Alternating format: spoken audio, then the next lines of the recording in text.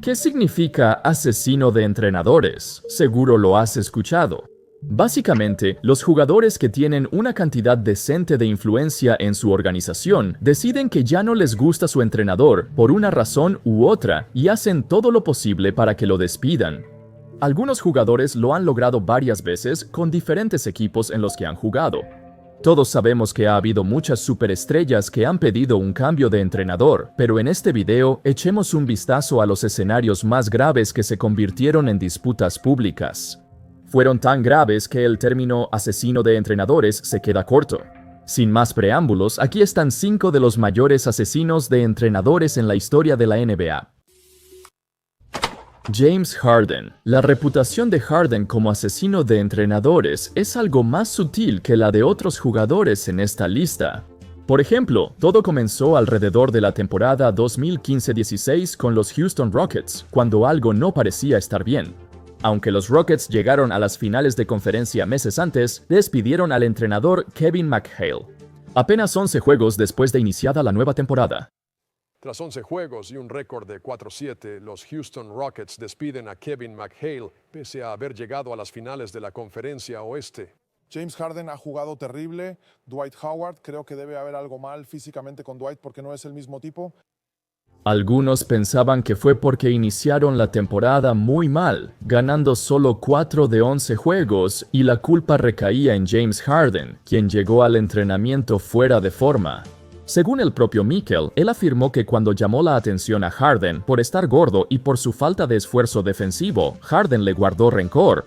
Cita: al año siguiente llegó al campamento, estaba gordo y sin ganas de jugar.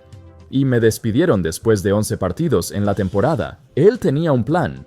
Usualmente le das el beneficio de la duda a tu superestrella, ya que Harden es más importante para la franquicia que cualquier entrenador. Sin embargo, por su fama de fiestero en verano y su evidente sobrepeso, la culpa fue para Harden. Todo lo que Mikhail dijo sobre él era cierto, definitivamente no estaba en forma, y su defensa era peor que nunca.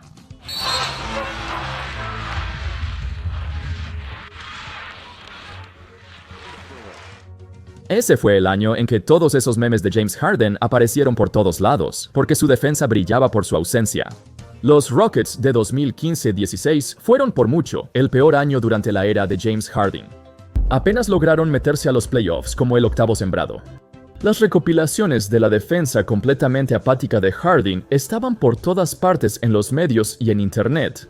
El equipo solo ganó 41 juegos y Harden no fue elegido para All-NBA. En el periodo de 8 años de 2013 a 2020, esa fue la única temporada en la que Harden no fue seleccionado, a pesar de tener estos promedios. Eso muestra cuánto cayó la percepción pública sobre él. Desafortunadamente, esta no fue la primera vez que Harden fue acusado de ser un asesino de entrenadores.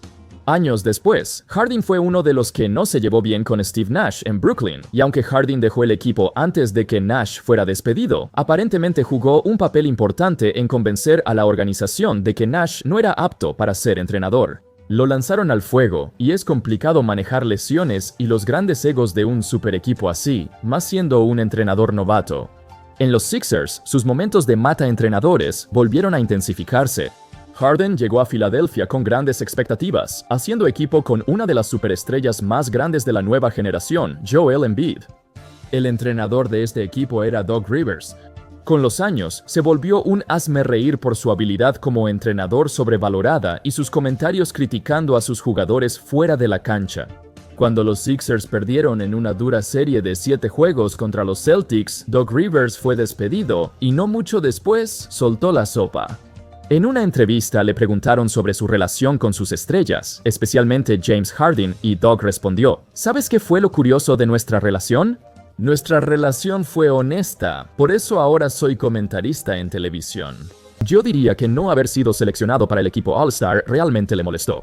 Como jugador de los Sixers, Harden no fue al All-Star por primera vez en 10 años, lo que realmente lo molestó. Le molestó tanto que fue con Doc Rivers y exigió tener más el balón. Un papel diferente y más grande en la ofensiva, lo que eventualmente llevó a que chocaran y ambos dejaran el equipo durante el mismo verano. Fue gracioso cuando pasó, porque sabíamos que Harden estuvo involucrado en la salida de Doc. Que además pidiera un intercambio después es gracioso. Viéndolo bien, quizá fue algo positivo. Filadelfia se deshizo de Doc. Por más grande que haya sido Jardín, su imagen como destructor de entrenadores ciertamente es una mancha en su legado. Stephon Marbury, conocido como Starbury, se hizo un hombre muy conocido durante su época, principalmente por sus tenis accesibles, pero también por su personalidad franca. Siempre decía lo que pensaba y disfrutaba ir contra la corriente. También era algo impredecible, y su personalidad era la antítesis de la de su entrenador en los New York Knicks, Larry Brown. Los Knicks de mediados y finales de los 2000 fueron la peor época en la historia de esta franquicia, y gran parte de eso se debió a la tóxica y notoria rivalidad entre Marbury y Larry Brown. Ahora, para quienes no lo sepan, Larry es un entrenador legendario. Llevó a los Pistons a finales consecutivas y al campeonato. Entrenó a Allen Iverson y a los Sixers hasta las finales en 2001. Ahora en Nueva York le asignaron una meta aún mayor: para revitalizar una franquicia de los Knicks que ha contratado a 5 entrenadores diferentes en un lapso de 5 años. Necesitaban orientación. Lamentablemente, desde el principio hubo tensión entre Brown y la estrella de los Knicks. Rápidamente se hizo público, con ambos lanzándose indirectas a través de la prensa. Todo el ambiente en Nueva York era absolutamente terrible. La multitud constantemente abucheaba a ambos por lo mal que había ido esta era del baloncesto de los Knicks. Cuando los Knicks cayeron a un lamentable récord de 17-45, Brown dijo esto sobre Marbury: «Eres el mejor guardia y el equipo va 17-45. Por supuesto, la culpa es del entrenador. No entiendo por qué juegas en equipo si no te interesa ayudar a tus compañeros ni a ganar partidos. Eso es lo único que realmente importa, y si eres el mejor jugador, seguramente vas a tener algún efecto en el resultado del partido».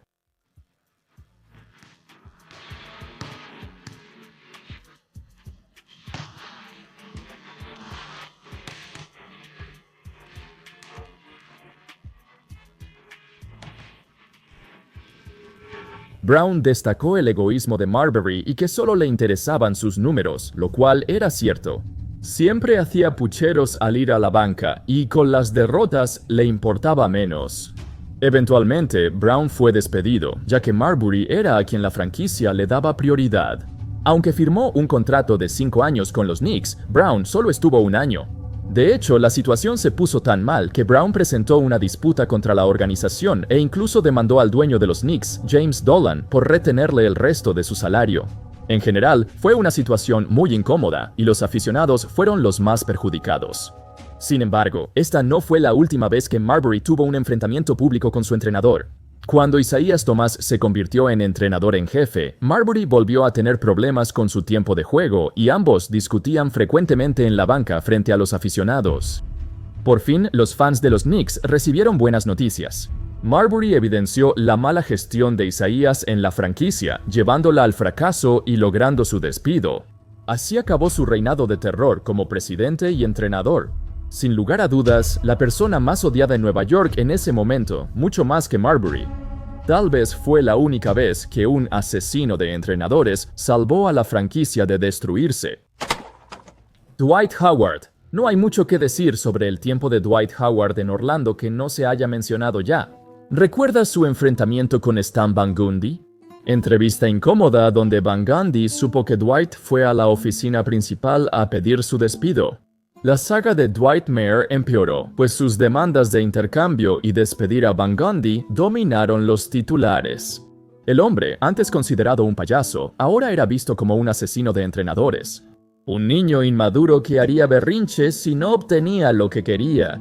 Lamentablemente, la imagen de Dwight solo empeoró a partir de ahí.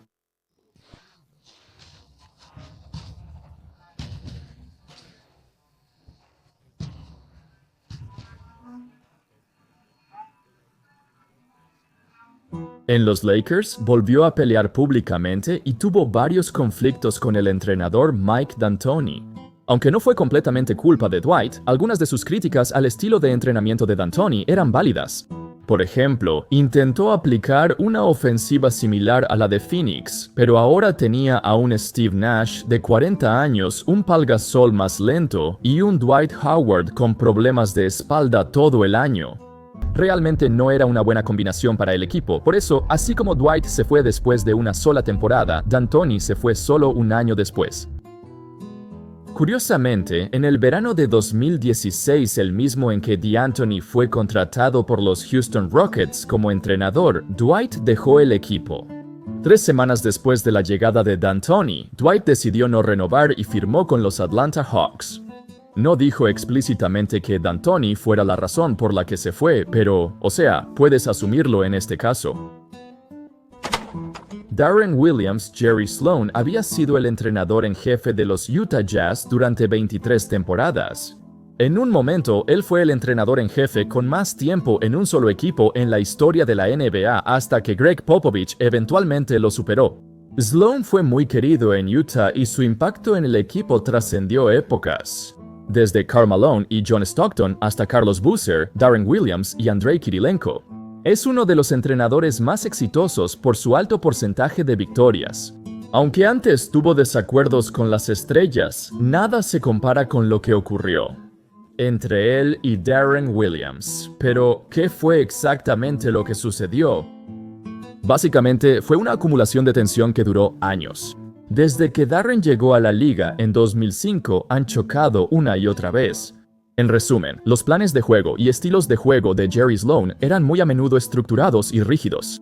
Cuando tiene un plan de juego, espera que todos sus jugadores, sin importar su estatura, lo ejecuten a la perfección. Darren, sin embargo, era un base joven y audaz, quizá de los 3 mejores de la liga en su mejor época. Sin embargo, siempre prefería tener más libertad, no estar atado a las restricciones de la ofensiva de los Jazz. Sloan no estaba de acuerdo con eso. No le gustaba que Darren ignorara el plan de juego tan seguido y lo desobedeciera, y la gota que derramó el vaso fue el 9 de febrero de 2011, unas semanas antes del cierre de traspasos. A medida que Darren Williams alcanzaba la élite de las estrellas de la NBA, también lo hacía su ego. Y durante un tiempo fuera, Sloan se frustró cuando él no ejecutó la jugada que quería que hiciera. Preguntándole en la banca, ¿quieres dirigir a este equipo? En el vestidor en el medio tiempo, en vez de su análisis habitual y evaluación de cómo iba el equipo, Sloan rompió el círculo con un grito de 1, 2, 3, buena suerte. El Jazz perdió el partido. Justo después, Sloan se acercó al director general del Jazz, Greg Miller, y básicamente le dijo que renunciaba. Cito, Jerry dejó claro que no estaba contento con la situación, y yo y varios otros tratamos de apoyarlo, expresarle nuestro respaldo y animarlo a seguir adelante. Pronto quedó claro que Jerry estaba muy cansado. Como entrenador en jefe durante 23 años seguidos, estoy seguro de que simplemente ya estaba harto de eso. Jerry Sloan básicamente decidió en el medio tiempo que ya había terminado. Así que el 9 de febrero de 2011 sería su último día como entrenador del Jazz. 2 semanas después, en la fecha límite de transferencias, el equipo dejó ir a Darren. Lo cambiarían a los New Jersey Nets, terminando así esta agitada era en Utah. Utah perdió a su entrenador de más de 2 décadas de forma repentina, y los sentimientos hacia Darren aún son de desprecio. Kyrie Irving. No ha habido un mayor destructor de entrenadores y, de hecho, de organizaciones en tiempos recientes que el mismísimo dios, Kyrie Irving. Lo que empezó como un trío prometedor entre él, LeBron y Kevin Love, terminó con él cambiando de equipo constantemente en busca de su lugar, pero sin hallarlo. Quizás, en realidad, estaba luchando por encontrarse a sí mismo. Los momentos más destacados de Kyrie como mata entrenadores fueron en Cleveland, cuando los Cavs despidieron a David Blatt en la temporada 2015-16, pese a tener récord de 30-11. En ese momento era el mejor récord que había tenido un entrenador despedido a mitad de temporada, con Kyrie en el centro de todo. Según reportes, él estaba molesto por el trato desigual de David Blatt hacia los jugadores, como dar más libertad a LeBron y ser más crítico con Kyrie.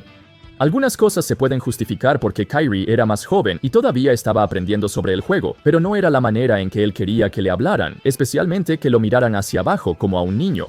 El despido de Blatt fue confuso por su éxito, pero tras ganar el campeonato con Tyronn Lue, los aficionados de los Cavs seguramente están contentos con el resultado.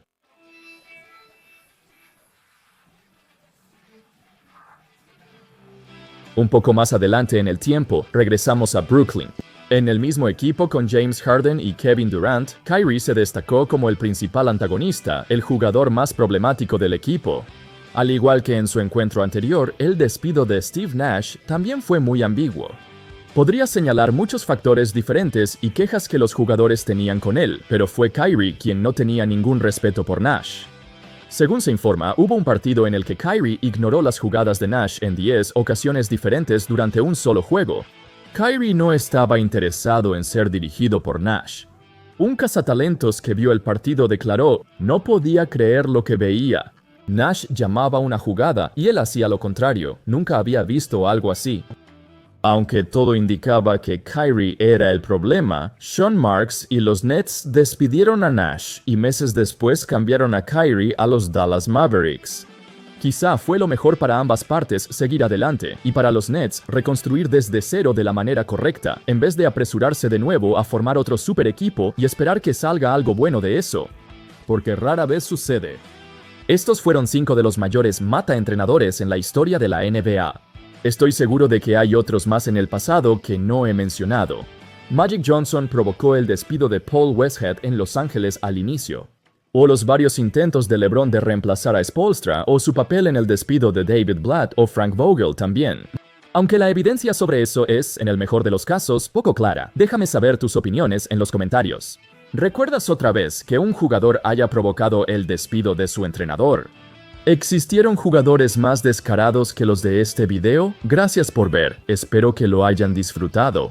Y por supuesto, como siempre, nos vemos la próxima vez. Paz.